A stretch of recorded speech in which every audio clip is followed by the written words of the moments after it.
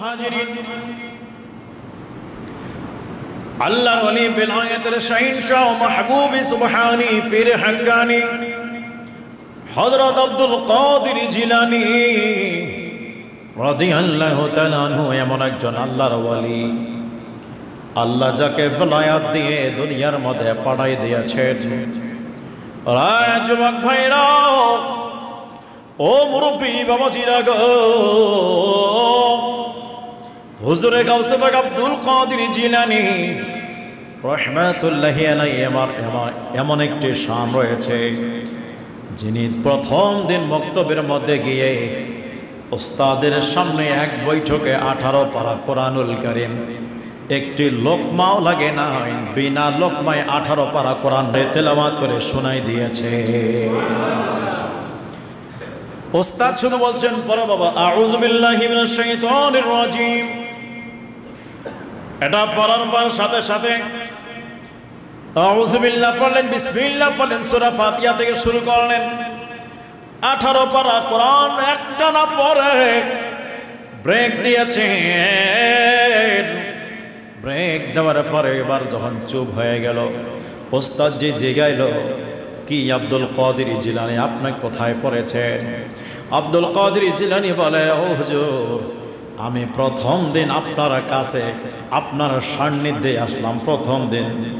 প্রথম দিন আমি আপনার কাছে আসলাম, আমার জীবনের প্রথম দিন আজকে, মক্তবে আসার প্রথম তারিখ। এর আগে আমি কোনো মক্তবে যাই নাই, এর আগে কোনো মাদ্রাসায় যাই নাই, এর আগে কোন ওস্তাদের শরণাপন্ন হই নাই। ও আব্দুল কাদের জিলানী, তাহলে আপনি 18 পারা কোরআন কিভাবে মুখস্থ করলেন বলেন? এইবারে গাউসে পাক আব্দুল কাদের জিলানী ডাক দিয়া বলে, হুজুর, ও হুজুর, আমি কোথায় পড়েছি জানতে চাও? তাহলে শোনেন, আমার আম্মা জান উম্মুল খায়র ফাতেমা বাসার মধ্যে আমার মায়ের শিকাম মোবারকে যখন আমি ছিলাম, পেটের মধ্যে যখন আমি ছিলাম, আমার আম্মা প্রতিদিন 18 পারা কোরআনুল কারীম তেলাওয়াত করত। আমার মা 18 পারার হাফেজা ছিল, আমার মা তেলাওয়াত করত। আমি আব্দুল কাদের জিলানী আমার মায়ের পেটের ভিতর থেকে শ্রবণ করে করে আমার মুখস্থ হয়ে গেছে। একবার চিন্তা করে দেখেন রে যুবক ভাইরাও, ও জুমার মুসল্লিরাও, আমরা যখন মায়ের পেটে ছিলাম আমরা কি করেছি আমরা কিন্তু জানি না। মায়ের পেট থেকে দুনিয়াতে আসার পর কি করেছি আমরা তাও জানি না। 5 বছর বয়সে আমরা কি করেছি আমরা তাও জানি না। 7 বছর আগে আমরা কি করেছি তাও আমরা জানি না। আমরা ওই সময়গুলো ভুলে গিয়েছি।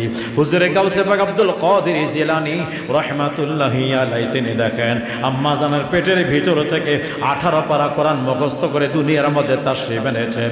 তাহলে সাধারণ মানুষ থেকে আমার আব্দুল কাদের জিলানী আলাদা হলো কি হলো না? হুজুর গাউসে পাকের শান এটা। ওনার মা পড়েছেন, উনি মুখস্থ করে নিয়েছেন। এখনো প্রশ্ন হলো,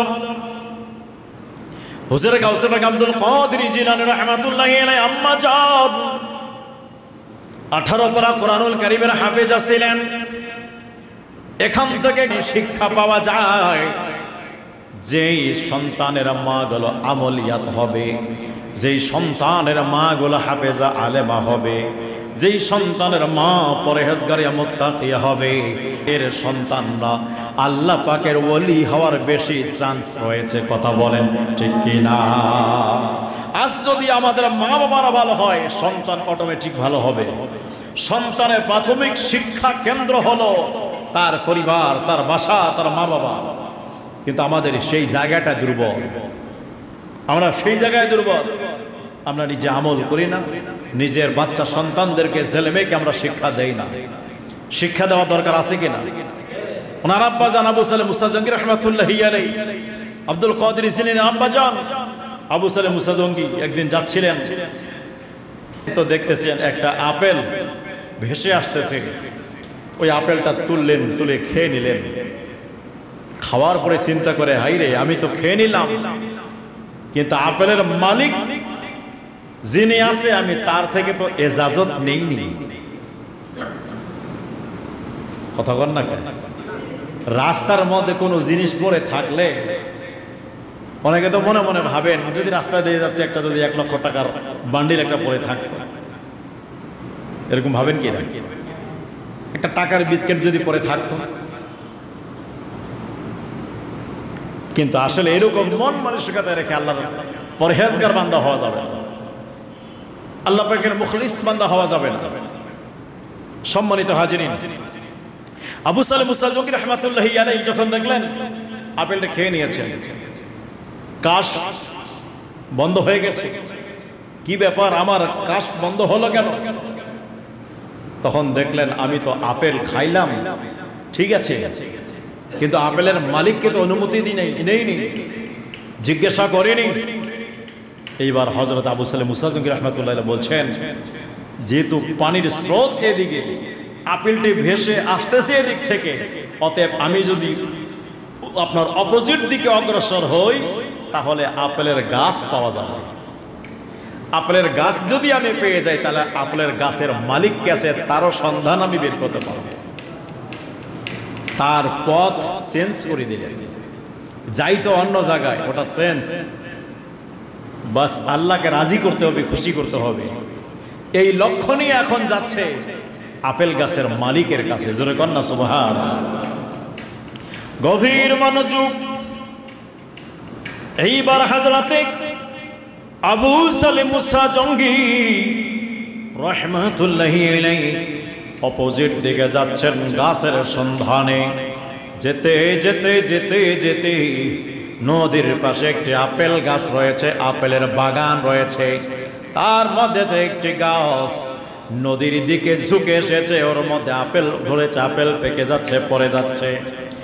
এইবার বাগানে ঢুকলেন, বাগানে একজন কর্মচারী কাজ করে, তারই জিগায়, রে কর্মচারী বলো বলো বাগানের মালিকটা কে আছে, বলো না বলো। বলে বাগানের মালিকের সন্ধান কেন করছেন? বলে কাজ আছে ওনার সাথে। যেই মাত্র বাগানের মালিকের কাছে গেলেন, যাওয়ার পরে বলেন, হুজুর আমারে মাফ করে দেন। দেখছেন উনি একজন হুজুর, জোরে কোন সুবহানাল্লাহ। উনি একজন হুজুর, উনি একজন আল্লাহর ওলি। ওনার কাছে গেলেন, যে বলছেন হুজুর আমারে মাফ করে দেন।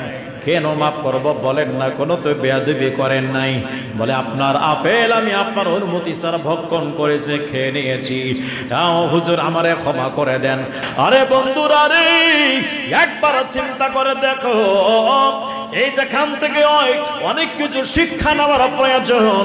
আমরা অনেকেই আছি যারা কোনো শ্রম দেই না, কোনো কর্ম করি না, কোনো চাকরি করি না, কোনো ব্যবসা করি না, শুধু মানুষের 10টা টাকার আশায় আশায় পড়ে থাকি। এইরকম আছে কি আছে না? এলাকার মধ্যে আছে কি আছে না? এলাকার মধ্যে মাস্তান এরকম টাইপের আছে, এরকম করে আছে যে আমি গেলে ওখানে 10 টাকা পাওয়া যাবে, একদিন জবাব দিতে হবে। আল্লাহ পাক হারাম করেছেন, যারা 1 লোকমা হারাম খাবে কিয়ামতের ময়দানে জবাব দিতে হবে। হে যুবক ভাইরা, কোরআন সুন্নাহর আলোচনা করতে হবে। যদি কাউকে খারাপ লাগতে পারে, এটা কোনো সমস্যা নাই আমার, কিন্তু হক কথা বলতে হবে। রে আমার বন্ধু, আল্লাহ আপনাকে আমাকে বানাইছেন, সবাইকে বানাইছেন। ওয়া মা খালাকতুল জিন্না ওয়াল ইনসা ইল্লা লিয়াবুদুন। আল্লাহ বলেন, বান্দারি, ও বান্দারা, আমি আল্লাহ বানাইলাম তোমার জিন জাতি এবং মানব জাতিকে বানাইলাম একমাত্র ইবাদত বান্দেগীর জন্য। আপনার অলসতা করে বাসায় বসে থেকে হারাম ইনকাম করার জন্য নয়, শ্রম দিয়ে ইনকাম করতে হবে রে বাবা, শ্রম দিয়ে ইনকাম করতে হবে। হয় চাকরি করো, নতুবা ব্যবসা করো, নতুবা হালাল পথে উপার্জন করার জন্য চেষ্টা করো।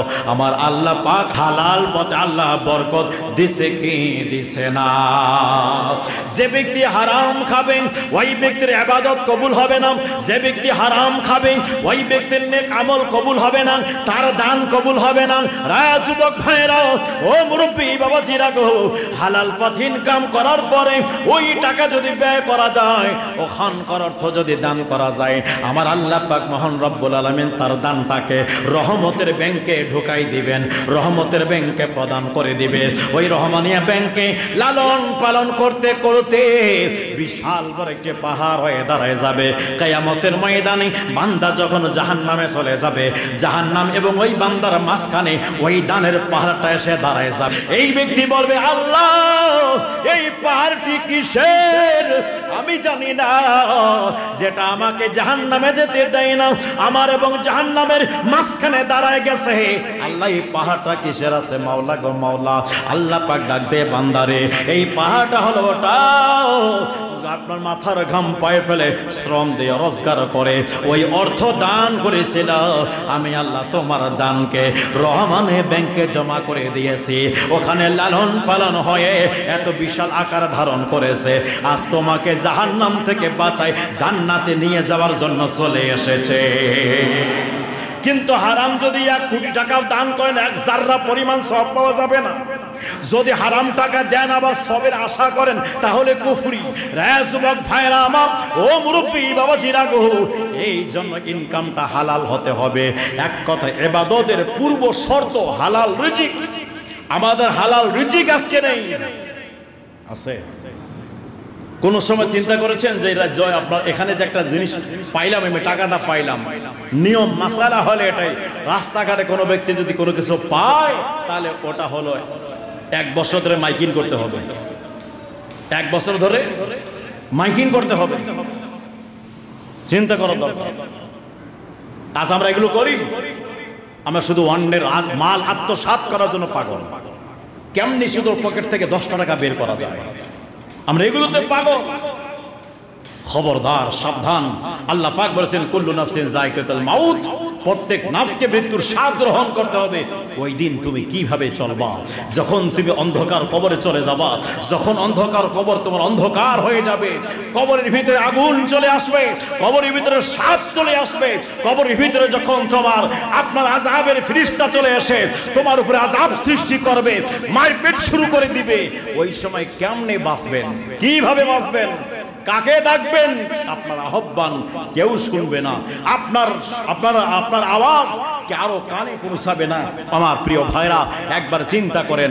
এই জন্য বলছি, যেহেতু ইন্তেকাল করতেই হবে, একটু রাস্তাগুলো চলবেন, দেখে শুনে চলবেন, খাবেন জেনে বুঝে খাবেন, কাজ করবেন জেনে বুঝে কাজ করবেন, যাতে যেন আমার খাওয়া থেকে আমার রব নারাজ হয়ে না যায়, আমার কাছ থেকে আমার রব যেন নারাজ হয়ে না যায়, আমার আরামায়েশ থেকে আমার রব যেন নারাজ হয়ে না যায়।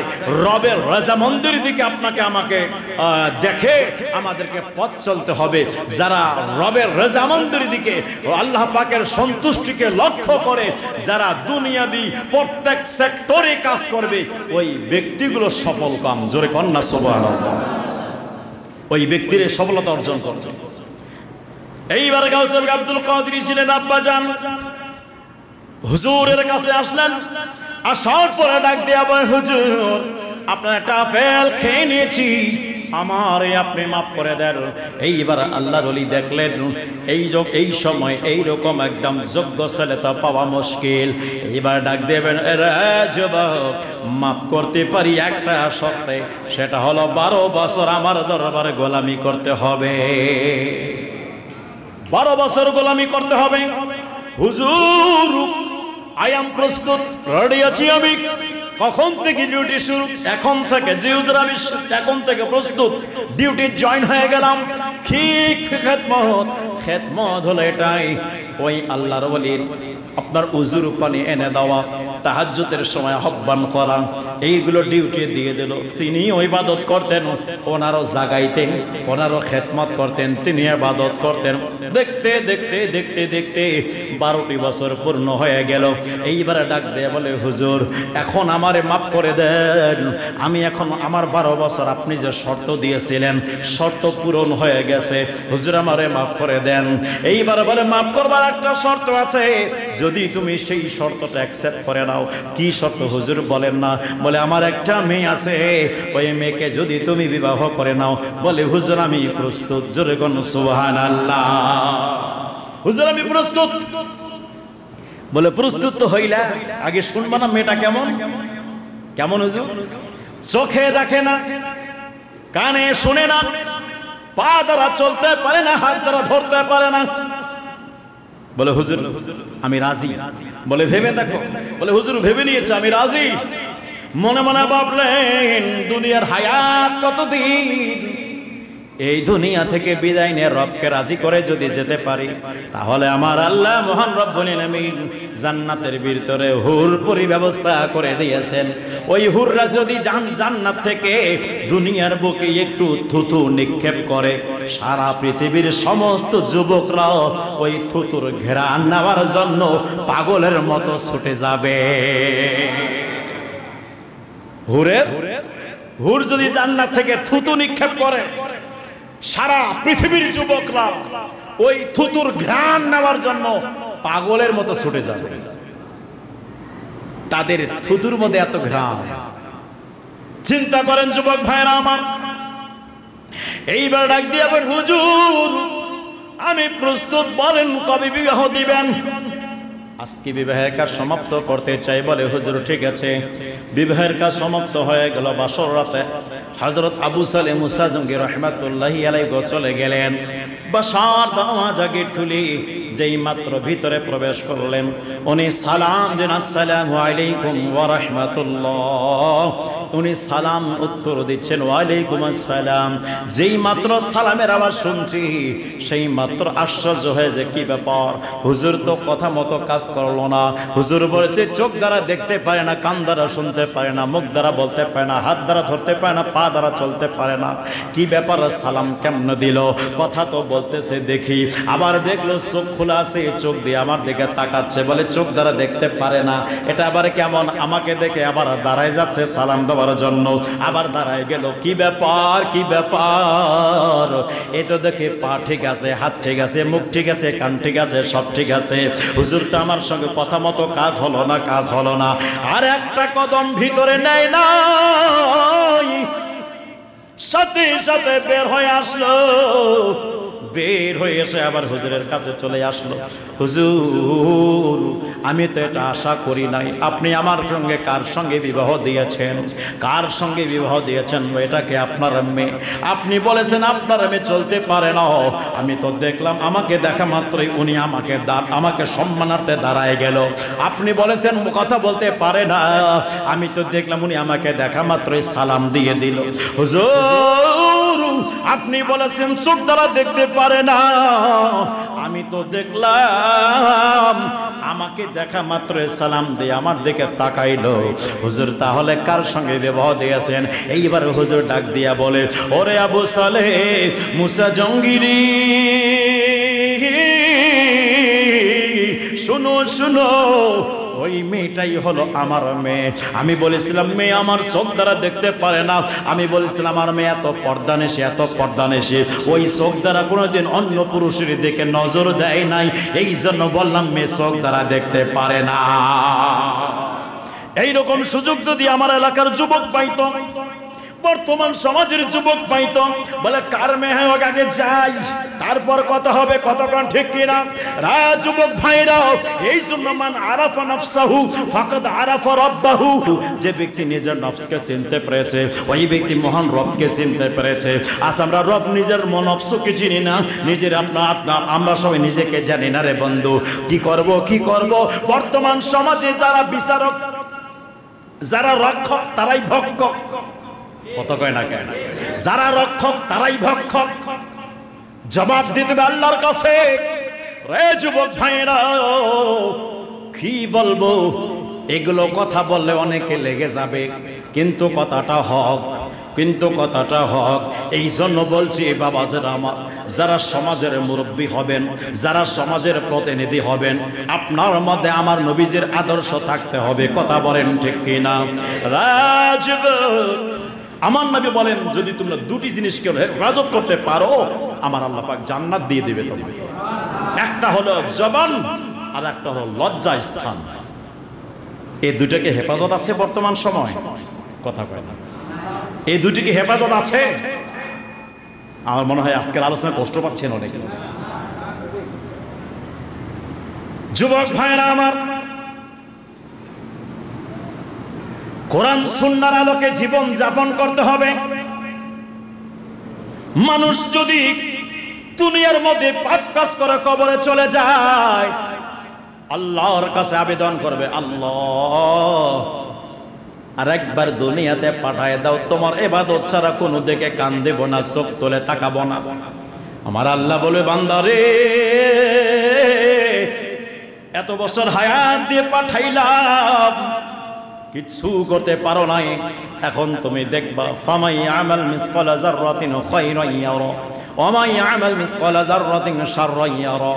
তুমি যদি নেক কাজ ভালো ভালো সংক্ষেপে সংক্ষেপে ছোট হোক না কেন, নেক কাজ করে আসো, আমি আল্লাহ পাকের প্রতিদান দিব। আমি আল্লাহ পাক যদি তুমি অন্যায় অত্যাচারের সময় ব্যয় করে চলে আসো, এর প্রতিফল তোমাকে আমি আল্লাহ পাক দিব। এই জন্য রে যুবক, ও মুরব্বী বাবাজিরা গো, বলি আল্লাহর জীবনীগুলো বেশি বেশি করে পড়ার দরকার, বেশি বেশি করে আল্লাহর জীবনে পড়ার দরকার। আল্লাহর ওলিরা শশা আল্লাহর সন্তুষ্টি চান, অন্য দিকে তাকায় না। এইবার ঘুরে আসলো, হুজুর কার সঙ্গে বিয়া দিলেন? বলে, এটাই আমার মেয়ে জীবনে কোনোদিন অপর পুরুষের দিকে তাকাই নাই, আমার মেয়ে কোনোদিন অন্যায় কোনো জায়গায় পা দিয়ে হেঁটে যায় নাই, আমার মেয়ে কোনোদিন গীবত চুগলি শুনে নাই। এই জন্য বলছিলাম, চোখ দ্বারা দেখতে পারে না, কান দ্বারা শুনতে পারে না, মুখ দ্বারা বলতে পারে না, হাত দ্বারা ধরতে পারে না, পা দ্বারা চলতে পারে না, আসলে ওটাই আমার মেয়ে। এইরকম পর্দানিশা থাকার কারণে একজন আল্লাহর ওলি হযরত আবু সালেহ মুসা জঙ্গি রাহমাতুল্লাহি আলাইহির সঙ্গে শাদী হয়ে গেল। এরকম পর্দানিশা ছিল। আমার আল্লাহ পাক তার শিকাম মোবারকে এমন একজন মহান ব্যক্তির পাঠাইলেন, দুনিয়ার সবচেয়ে সমস্ত ওলিদের সরদার হুজুরে গাউসুল আজম আব্দুল কাদের জিলানীকে ওনার পেটের মধ্যে পাঠায় দেয়। এই জন্য ভাই আমার, আমাদের পরিবার ঠিক রাখতে হবে, আমাদের সমাজ ঠিক রাখতে হবে। আমাদের পরিবার ঠিক কেমনে হবে? যতক্ষণ পর্যন্ত মা এবং বাবা ঠিক হবে না, ততক্ষণ পর্যন্ত আমার বাসার ছেলে মেয়ে ভালো হবে না। এই জন্য আপনাকে আমাকে আদর্শ জানতে হবে, আমার রাসূল পাকের সুন্নাত জানতে হবে। লাকাদ কানা লাকুম ফি রাসূলিল্লাহি উসওয়াতুন হাসানা। আমার রাসূল পাকের আদর্শ মোবারকে আমাদের পরিবার থেকে শুরু করে রাষ্ট্রীয় পর্যায় পর্যন্ত, অর্থনৈতিক জীবন থেকে পারিবারিক জীবন পর্যন্ত, ব্যবসায়িক জীবন পর্যন্ত, জীবনের প্রত্যেক সেক্টরে যদি রাসূলের পাকের আদর্শ নকল করা যায়, আসলে ওই সমাজটা বলেন, ওই সমাজটা বলেন, ওই পরিবারটা বলেন, ওই দেশটা বলেন, ওই রাষ্ট্র বলেন, ওই দুনিয়া বলেন, একবারে সর্বোচ্চ দিক থেকে নিরাপদ করে দিবেন আমার আল্লাহ। কথা বলেন ঠিক কি না? যুবক ভাইরা আমার, আল্লাহর ওলি গাউসে পাক আব্দুল কাদের জিলানী আব্বা জান আবু সালেহ মুসা জঙ্গি রাহমাতুল্লাহি আলাইহি, এইবার আল্লাহ পাক ওনার মাধ্যমে ওনার স্ত্রীর গর্ভে আল্লাহ পাক যুগ শ্রেষ্ঠ ওলিকে দান করলেন।